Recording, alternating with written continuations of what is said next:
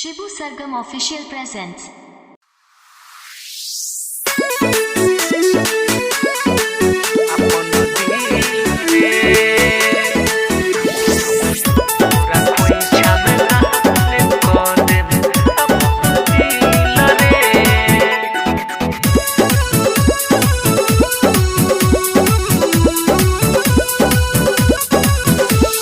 प्यार जमन कोइलिस ले ली है वो करबील रे।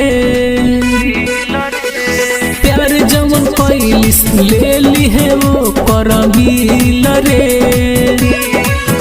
तोरा खोइछा में दहान को दिन अपन दिल रे।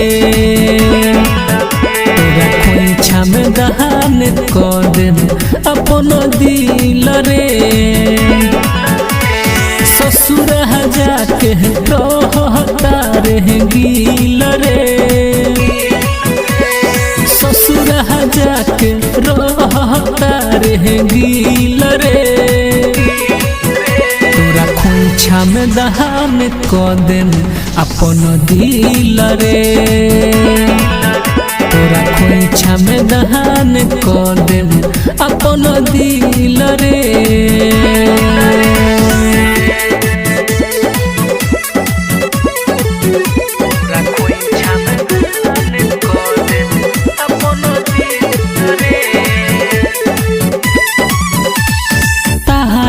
तो हो मिल जाई पिया वाके बा। तू तो ओन खुश रहबू हम भरबे नया।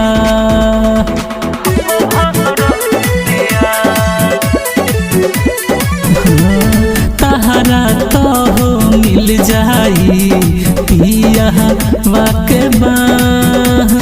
तू तो ओन खुश रहबू हम भरबे नया।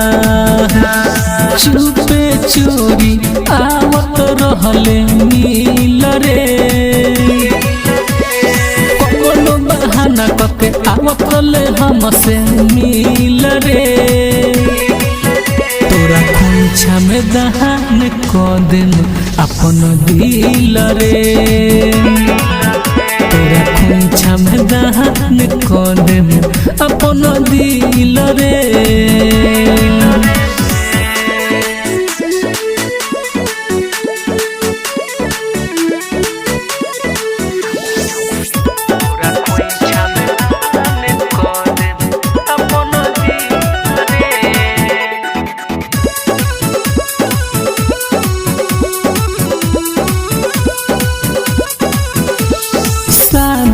कहते हूँ तो हो गहिले आबाद।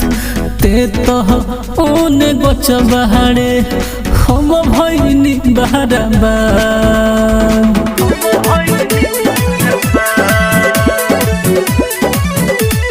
शादी कहते हूँ तो हो गहिले आबाद। ते तो ओने गच बहारे हम भइनी बहराबाद। शिबू सरगम के मोरल कर जाना में कील रे।